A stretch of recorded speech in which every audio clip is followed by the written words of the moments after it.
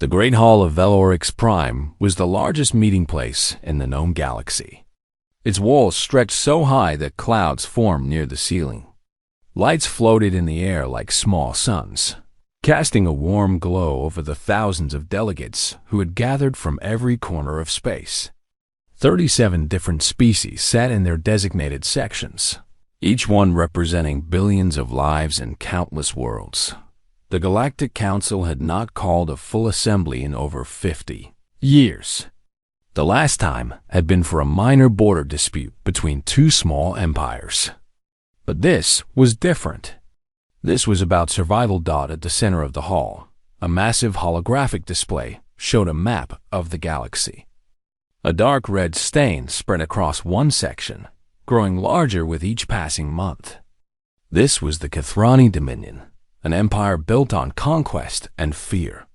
In the past 10 years, they had swallowed 12 star systems whole. Entire civilizations had vanished. Planets that once held billions of people were now silent, their populations either dead or enslaved. The Vorath delegate stood first. He was a tall creature with gray skin and 4 arms, each one thick with muscle. His people were known as the greatest warriors in the galaxy, and their fleet was legendary. The Vorath Empire pledges 400 warships to this coalition, he announced. His voice echoed through the hall. We will not stand by while the Kethrani threaten our borders. Applause rippled through the chamber. 400 Vorath warships was a serious commitment. Their vessels were built for war, armed with weapons that could crack planets in half. The Ilmari delegate rose next. She was slender and graceful, with silver skin that seemed to shimmer in the light. Her people were ancient, older than most civilizations in the galaxy. The Ilmari Collective will contribute 800 vessels, she said calmly. Our technology is superior to the Kethrani in many ways. We are confident in our ability to turn the tide of this conflict. More applause, louder this time. 800 Ilmari ships meant advanced shields, powerful energy weapons, and tactical computers that could calculate 1,000 battle scenarios in seconds. One by one, the other species made their pledges. The Kelori offered 50 armored vessels. The Nexari promised 200 fast attack ships. Even the peaceful Tomari, who had not fought a war in 3 centuries, agreed to send medical frigates and supply transports. By the time the last delegate finished speaking, the coalition had assembled a fleet of over 2,000 warships. It was the largest military force the galaxy had ever seen. Delegates congratulated each other, confident that the Kethrani would fall before such overwhelming power. Then the human ambassador stood up. His name was Daniel Price, and he looked utterly unremarkable compared to the aliens around him. He was of average height, with brown hair turning gray at the temples and a calm expression on his face. Humans had only been part of the galactic community for about 80 years. They were considered young, inexperienced, and frankly unimportant in the grand scheme of things. The hall grew quiet as Daniel walked to the speaking platform. Some delegates looked curious. Others looked bored. A few whispered to each other, wondering why the humans were even bothering to speak. On behalf of Earth and her colonies, Daniel said in a clear, steady voice, I am here to announce our contribution to this coalition. He paused for a moment. Looking around the vast chamber, humanity will send 1 ship. Silence fell over the hall. Then, slowly, laughter began to spread. It started with a few chuckles from the back rows, then grew louder until it filled the entire chamber. Delegates from a dozen different species were openly mocking the human ambassador. Admiral Zethrix of the Vorath rose from his seat, his 4 arms crossed over his massive chest. 1 ship?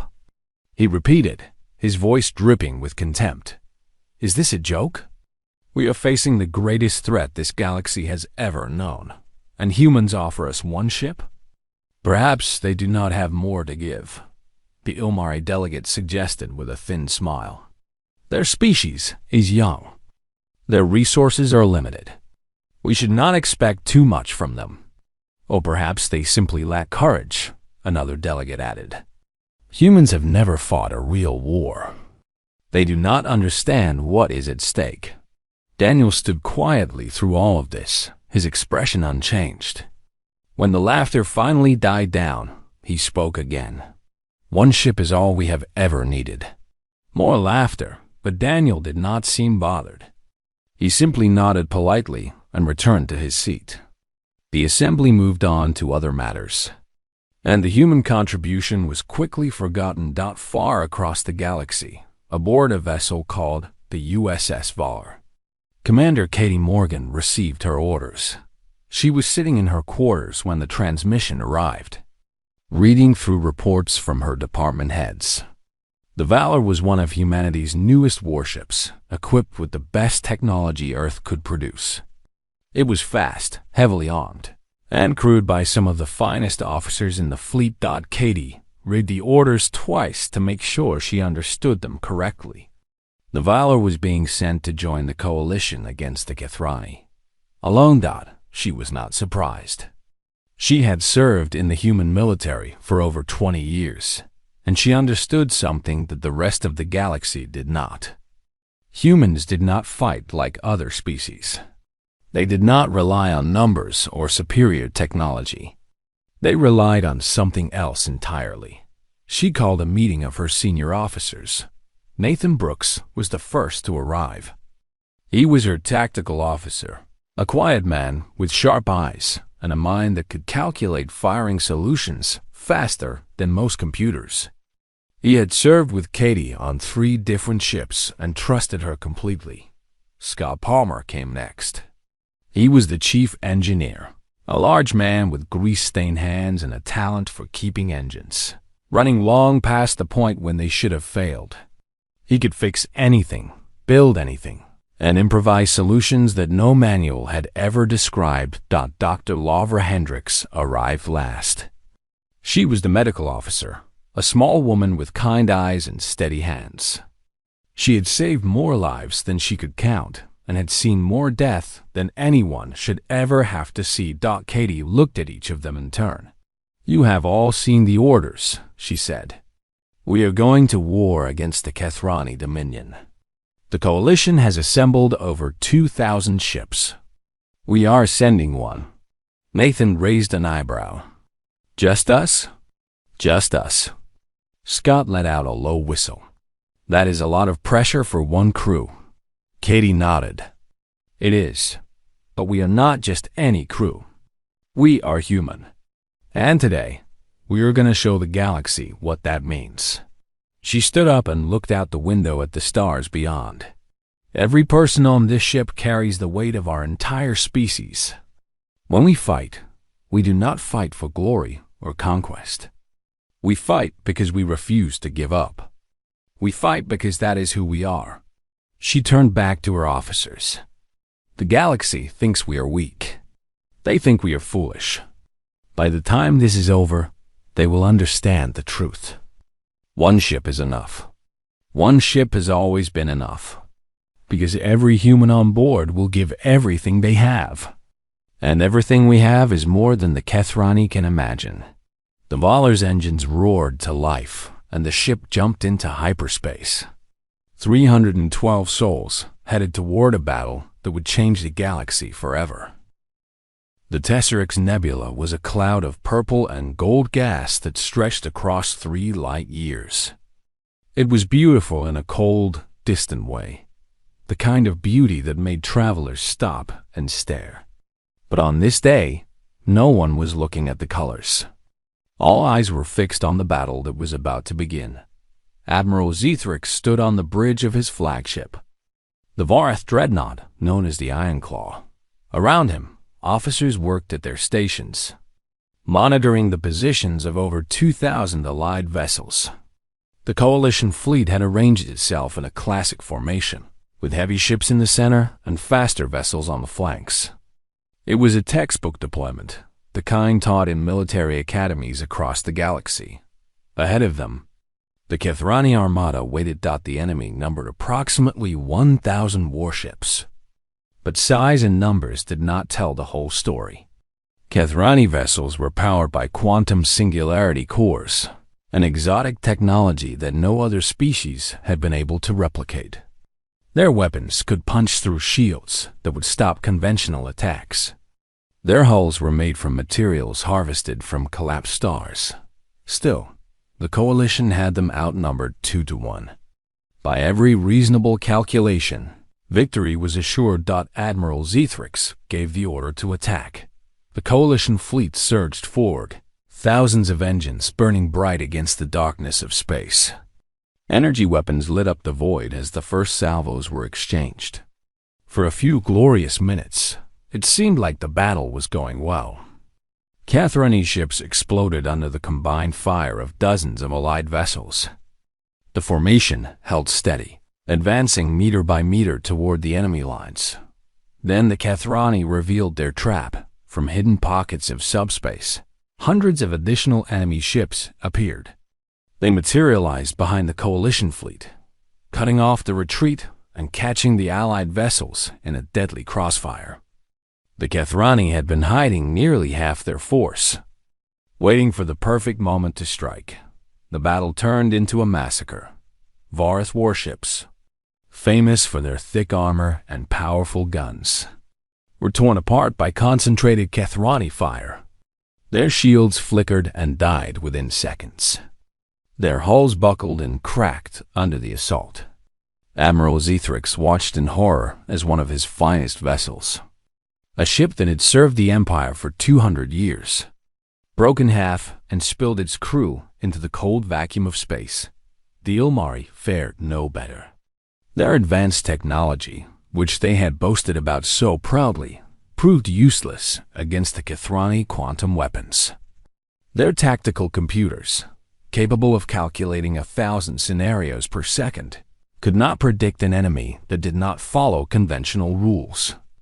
Ship after ship fell silent as their crews died at their stations.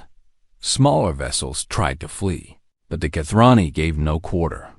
Fast attack ships ran down the retreating vessels like predators chasing wounded prey.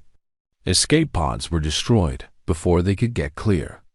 Medical frigates, clearly marked with the symbols of neutrality, were targeted and obliterated without hesitation. Admiral Zethrix ordered a full retreat, but it was too late. The coalition formation had collapsed into chaos.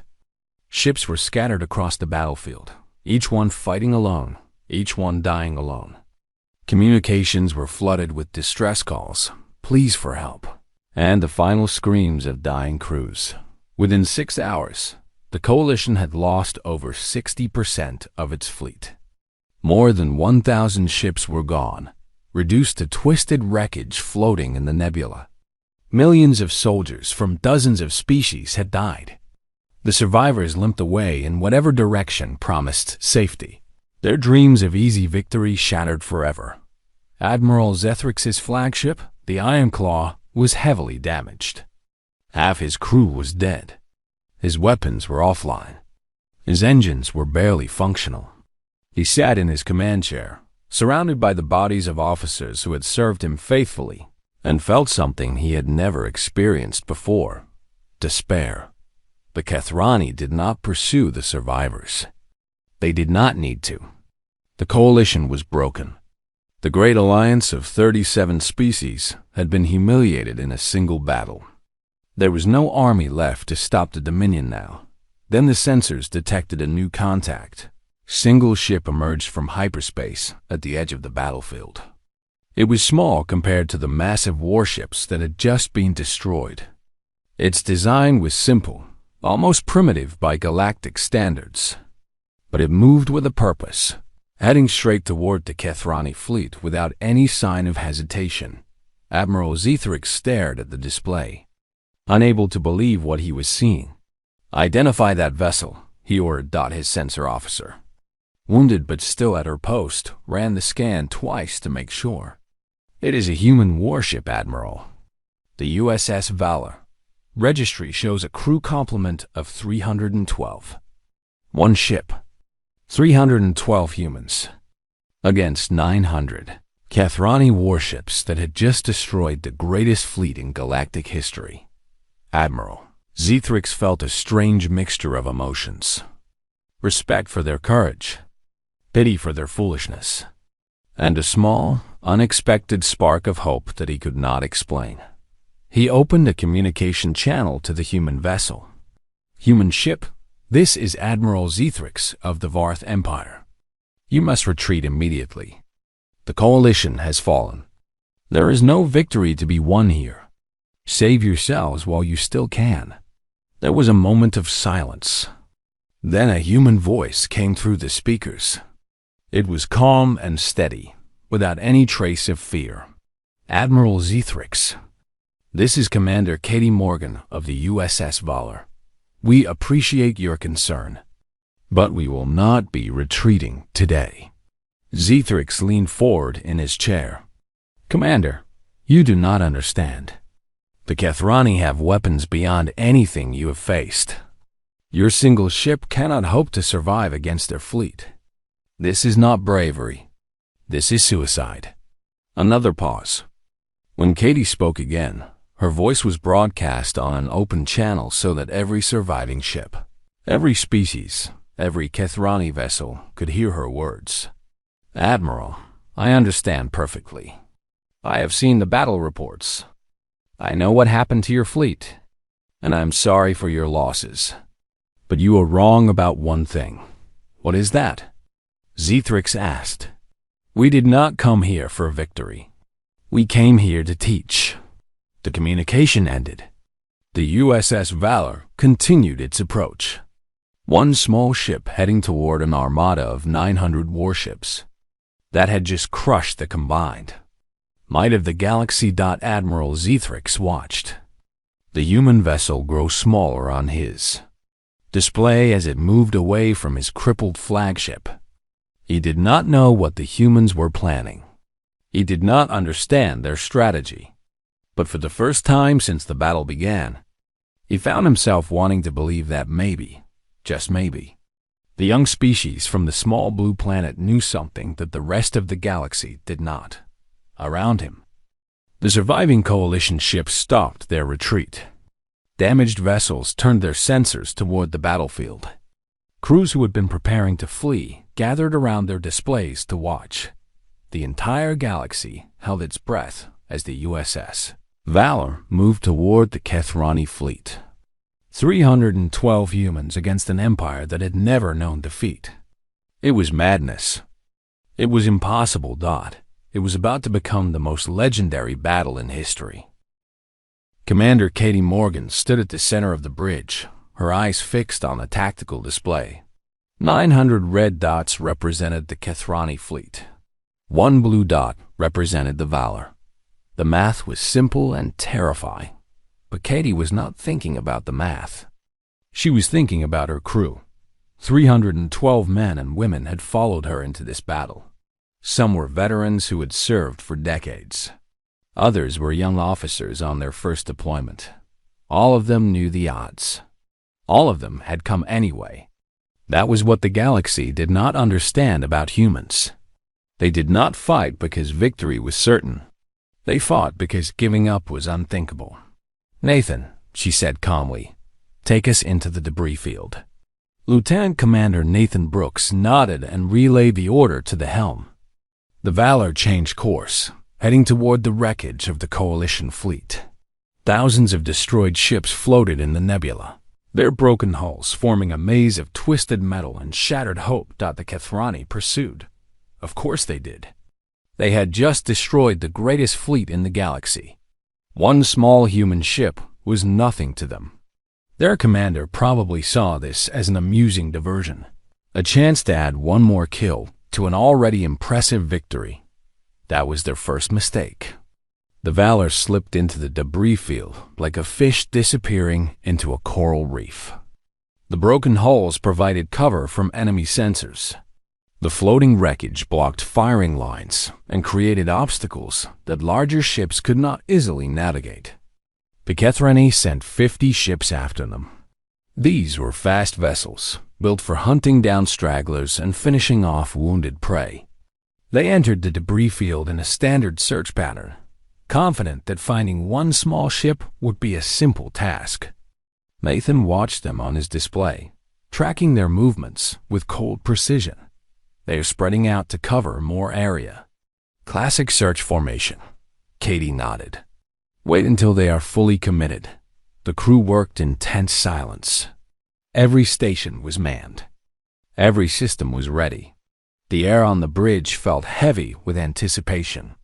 Now, Katie said. The Valor erupted from behind the wreckage of a destroyed Ilmari cruiser, weapons blazing.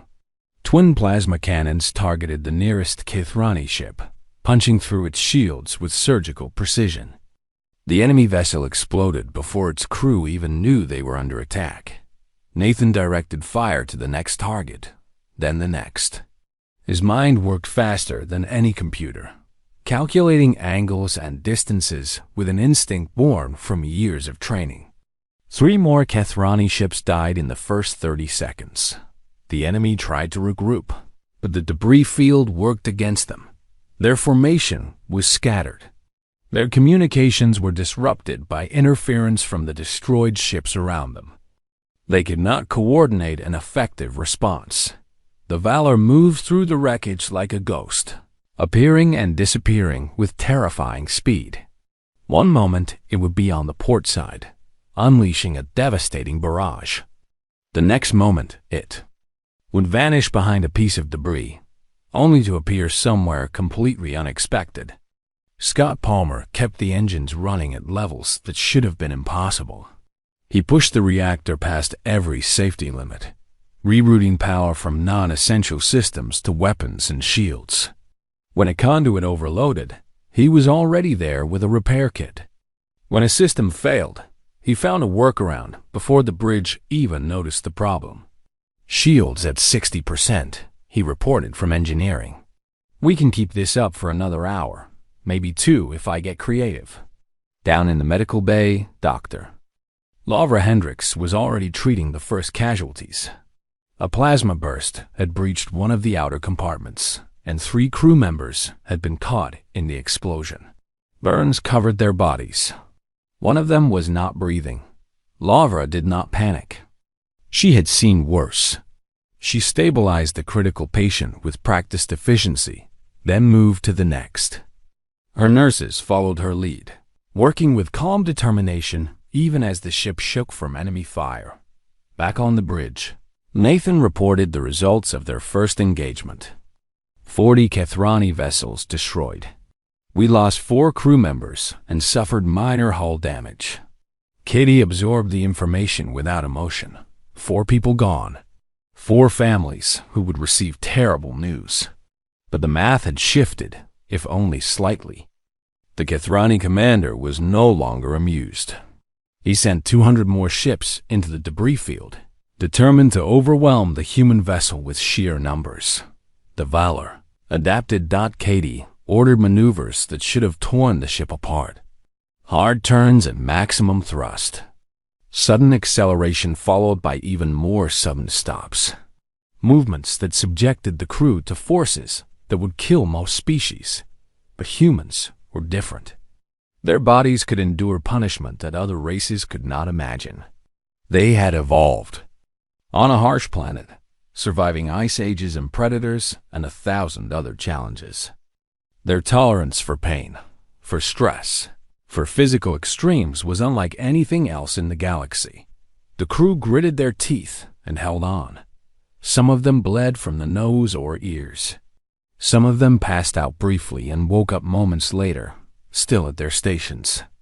None of them stopped fighting. The Kithrani could not keep up. Their bodies were not built for such punishment. Their pilots hesitated at crucial moments, unwilling to push their vessels to the same extremes. That hesitation cost them again and again. 60 more Kithrani ships fell, then 80.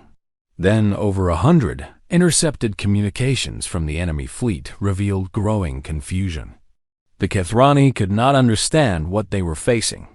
Their tactical computers analyzed the Valor's movements and declared them impossible.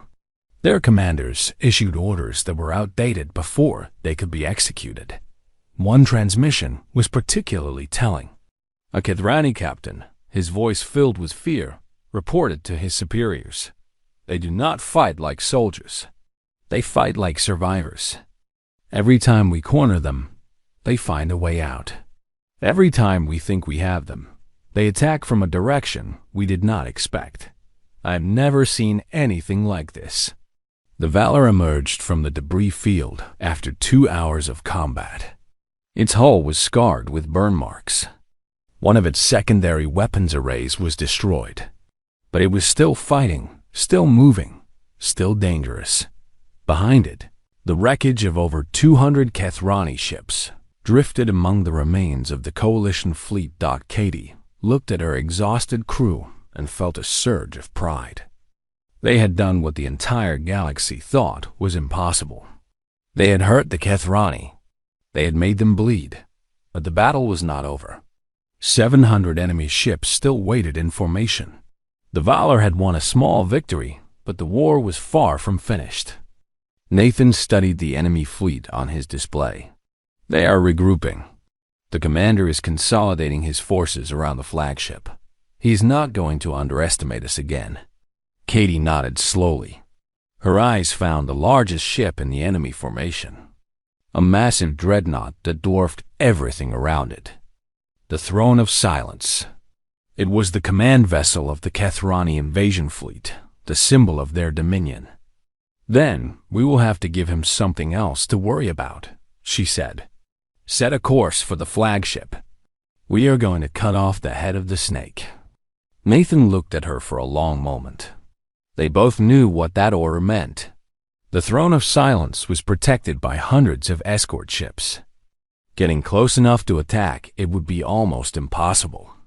Getting away afterward would be even harder. But Nathan did not argue. He simply nodded and began plotting the course. The Valor turned toward the heart of the enemy fleet. 312 humans, minus those they had already lost, headed toward certain death with their heads held high. The galaxy watched in stunned silence. And slowly and possibly, hope began to spread. The Throne of Silence was not just a ship. It was a monument to Kethrani power. The dreadnought measured nearly 5 kilometers from bow to stern. Its hull was covered with weapon platforms, each one capable of destroying a smaller vessel with a single shot. Its shields were powered by 3 separate quantum singularity cores, making it nearly invulnerable to conventional attacks.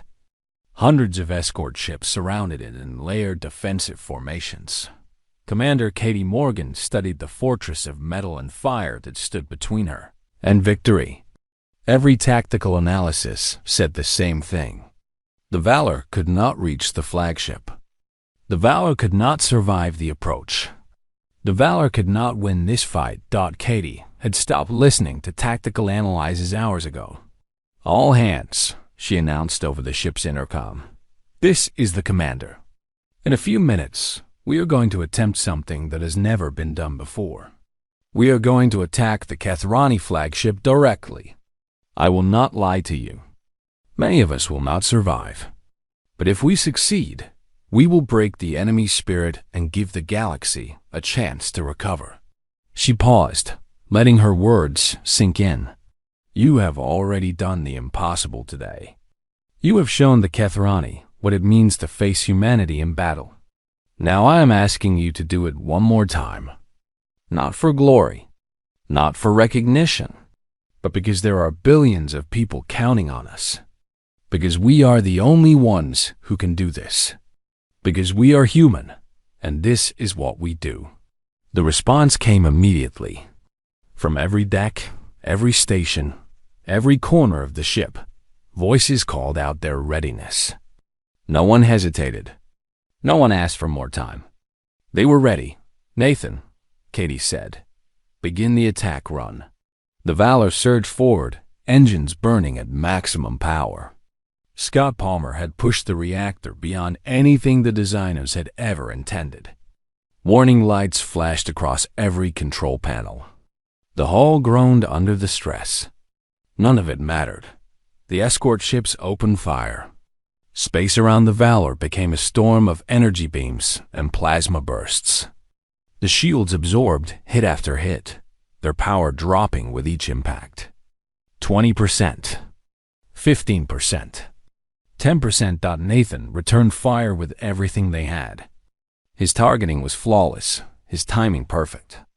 Escort ships exploded or spun away damaged, but for every one they destroyed, 3 more took its place. The first hull breach came when the shields finally failed on the port side. A plasma burst punched through the outer armor and detonated inside one of the crew quarters. 7 people died instantly. The compartment was sealed before the atmosphere could escape, but the damage was done. More breaches followed. The Valor was being torn apart piece by piece. Fires broke out in 3 different sections. Power fluctuated as conduits overloaded and failed. In engineering, Scott Palmer worked like a man possessed. His hands moved faster than thought, rerouting power, sealing breaches, keeping the ship alive through sheer willpower. When a critical relay exploded next to him, he ignored the burns on his arms and kept working. In the medical bay, Dr. Laura Hendricks was overwhelmed with casualties. Wounded crew members filled every bed, every chair, every inch of available space. She moved from patient to patient, making impossible choices about who could be saved and who could not. A young ensign named Ryan Carter was stationed near one of the damaged plasma conduits on Deck 7. The conduit was about to fail, and if it did, the resulting explosion would destroy the entire section and kill everyone inside. Ryan saw the danger before anyone else. Without thinking, without hesitation, he grabbed the conduit with his bare hands and held it together. The superheated material burned through his gloves instantly. Pain shot through his body like lightning. He could smell his own flesh cooking, but he did not let go. "Get out!" He screamed at the other crew members in the section. "Move! Now!" They ran. Every single one of them made it to safety before Ryan finally collapsed, his hands ruined beyond recognition. The repair team arrived seconds later and sealed the conduit properly. Ryan had saved 12 lives at the cost of his own future. On the bridge, Katie received reports of casualties mounting throughout the ship. 20 dead, then 40, then 60. Each number was a person she had known, a life she had been responsible for. But the Valor kept moving. The dreadnought was getting closer. "We are entering the flagship's defensive perimeter," Nathan reported. His voice was steady despite the chaos around them. 30 seconds to weapons range. Katie nodded. "Prepare the boarding party." Deep in the ship's hangar, Sergeant Megan Torres gathered her Marines. There were only 24 of them left from an original complement of 40. The rest had been killed or wounded in the battle. But the survivors were the best humanity had to offer, hardened veterans who had faced death before and were not afraid to face it again. "Listen up," Megan said. "Our job is simple. We board the flagship, reach the reactor core, and plant the charges. Then we get out before the whole thing blows. Any questions?" One of the younger Marines raised his hand. "Sergeant, what are our chances of making it back?" Megan looked at him for a long moment. "Honestly, not good. But we are not doing this for ourselves. We are doing this for everyone else. For the people back home. For the people who died in this battle. For everyone who is counting on us to finish the job." She checked her weapon one final time. "Now get to the boarding craft. We launch in 60 seconds." The Valor reached the dreadnought and attached itself to the massive ship's hull like a remora clinging to a whale. The boarding craft launched immediately, carrying Megan and her Marines across the short distance to the enemy vessel. They breached the hull using shaped charges and poured inside.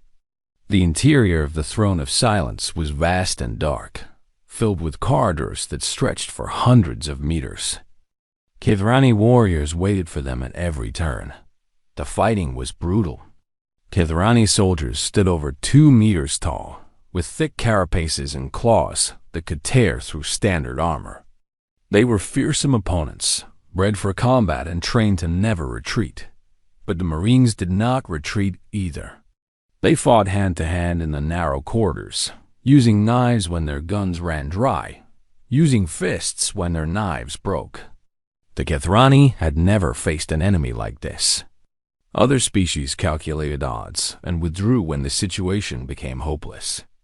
Humans kept fighting. Magan lost 8 Marines in the first 10 minutes. Then 4 more.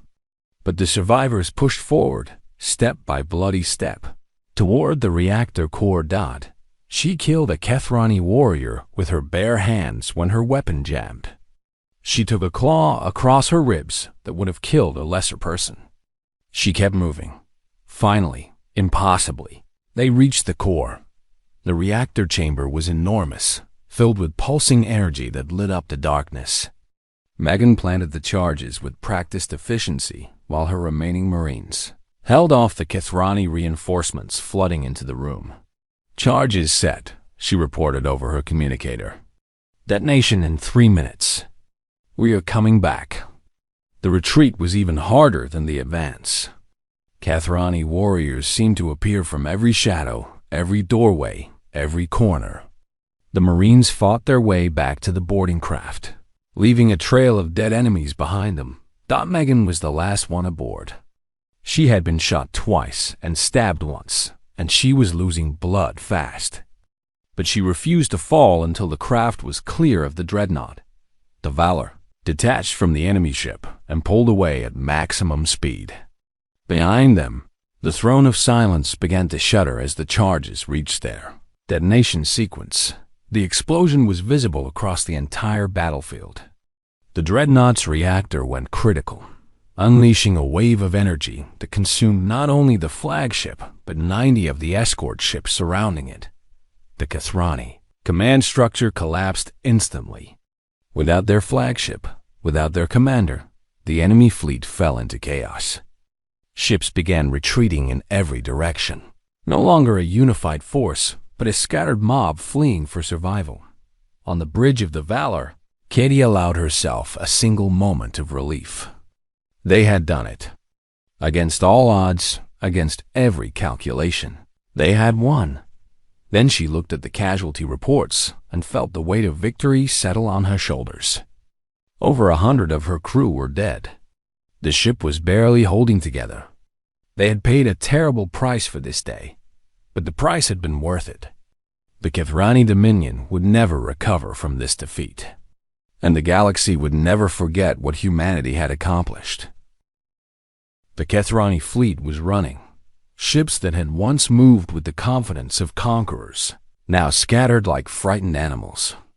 They jumped to hyperspace in random directions, desperate to escape the battlefield before the humans could catch them.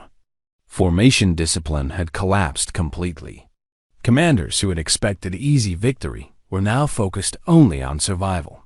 The USS Valor held position at the center of the battlefield, surrounded by the wreckage of the greatest military engagement in galactic history. Atmosphere leaked from a dozen breaches in its hull. Emergency lights flickered in corridors filled with smoke and debris. The ship looked like it had been through a war because it had. Commander Katie Morgan watched the enemy retreat on her damaged tactical display. Fewer than 500 Kethrani ships remained from an original force of nearly 1,000. The rest were dead, destroyed by a single human vessel and its crew of 312 souls. She activated the communication system one final time. "Kethrani fleet," she said, her voice carrying across every frequency. "This is Commander Katie Morgan of the USS Valor. Tell your empire what you saw today. Tell them about the one ship that came for you when no one else would. Tell them about the humans who refused to die." She paused, letting her words sink in. "And tell them this. We have millions more. Today you faced 300. Tomorrow you might face 300,000. Or 3 million. It does not matter, because every single one of us will fight the same way we fought today, with everything we have. Until our last breath. Until our last heartbeat. That is what it means to be human. The transmission ended. The surviving Kethrani ships disappeared into hyperspace, carrying her message to every corner of their empire. In the hours that followed, the surviving coalition vessels slowly returned to the battlefield. Damaged ships limped back from their scattered retreats. Rescue craft searched the wreckage for survivors. Medical frigates arrived to treat the wounded. Admiral Zethrix was among the first to reach the Valor. His own flagship was barely functional, held together by emergency repairs and the determination of his remaining crew. But he had to see the human ship with his own eyes. He had to understand what had happened. The shuttle bay of the Valor was a disaster zone. Scorch marks covered the walls. Equipment was scattered everywhere. Wounded crew members sat against bulkheads, receiving treatment from exhausted medical personnel. But through all the destruction, the humans were still working, still fighting to save their ship and each other. Admiral Zethrix found Commander Morgan on the bridge, coordinating repair efforts while simultaneously managing a dozen different crises. She looked exhausted. Blood stained her uniform from wounds she had not bothered to treat. But her eyes were sharp, and her voice was steady. "Admiral," she said when she saw him, "thank you for coming." Zethrix looked around the damaged bridge, at the humans working tirelessly at stations that sparked and smoked, at the bodies that had been moved to the side, but not yet removed. "How?" he asked, his voice barely above a whisper. "How did you do this? How did one ship accomplish what 2,000 could not?" Katie considered the question for a long moment. Behind her, Scott Palmer was crawling under a console to repair a damaged power relay. Dr. Lara Hendricks was treating a wounded officer who refused to leave his post. Nathan Brooks was running calculations for emergency repairs that would take days to complete. "Admiral," Katie said, "you assembled the greatest fleet in galactic history. Your ships were magnificent. Your technology was advanced. Your commanders were experienced. But you made one mistake." "What mistake?" "You counted ships. You calculated numbers. You assumed that more vessels meant more power." She shook her head slowly. "But war is not about numbers. It is about will. It is about what you are willing to sacrifice, what you are willing to endure, what you are willing to do when everything seems lost." She gestured at her crew working around them.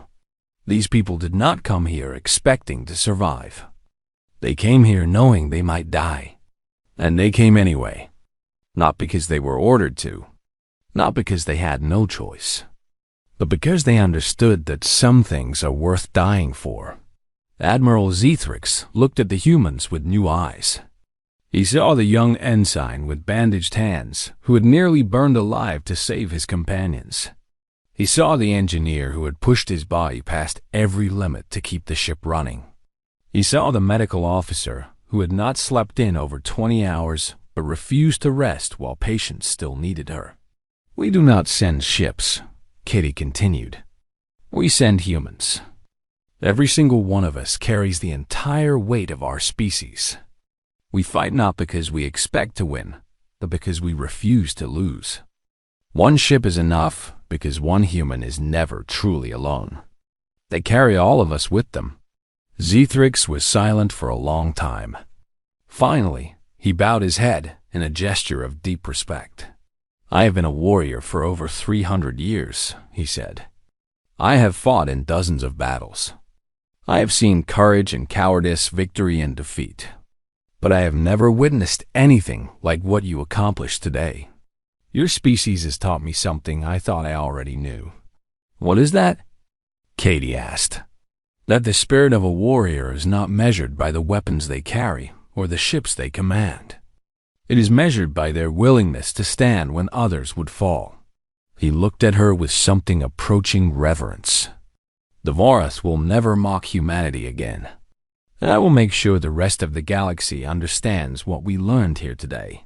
The news of the battle spread across the galaxy like wildfire. Within days, every species had heard the story of the USS Valor. They learned about Commander Morgan and her impossible attack on the Kethrani flagship. They heard about the Marines who fought their way through the enemy dreadnought. They discovered the truth about the one ship that had changed everything. The Kethrani Dominion withdrew from all contested territories. Their military power was broken, but more importantly, their confidence was shattered. They had believed themselves invincible. They had conquered 12 star systems without ever facing a real challenge. Now they knew the truth. Now they knew what waited for them if they ever tried to expand again. The Galactic Council convened a special session to honor the crew of the Valor. Representatives from every member species rose to speak. They praised human courage. They marveled at human determination. They apologized for underestimating the young species from the small blue planet. Daniel Price, the human ambassador who had been laughed at just weeks earlier, stood at the same speaking platform where he had announced humanity's contribution to the coalition. "We did not seek glory," he said. "We did not ask for recognition. We simply did what humans have always done. We stood up when others sat down. We moved forward when others retreated. We refused to accept defeat when every calculation said we should surrender." He looked around the vast chamber at the thousands of delegates listening in respectful silence. One ship was all we needed, because one ship was all we ever intended to send. Not because we lack resources, not because we lack courage, but because we wanted the galaxy to understand something important about humanity. We are not the strongest species. We are not the oldest. We do not have the best technology or the biggest fleets. But we have something that cannot be measured or calculated. We have the will to endure. We have the spirit to fight. We have the determination to never, ever give up. He smiled slightly. "The next time trouble comes to this galaxy, and it will come, remember what you saw today. Remember the Valor. Remember the 312 humans who stood against an empire. And remember that whenever the darkness rises, humanity will be there to meet it. One ship at a time." The chamber erupted in applause that lasted for nearly 10 minutes. In the years that followed, whenever a new threat emerged, whenever a crisis demanded action, the first question every species asked was simple: will the humans send a ship? The answer was always the same. One ship was all they had ever needed.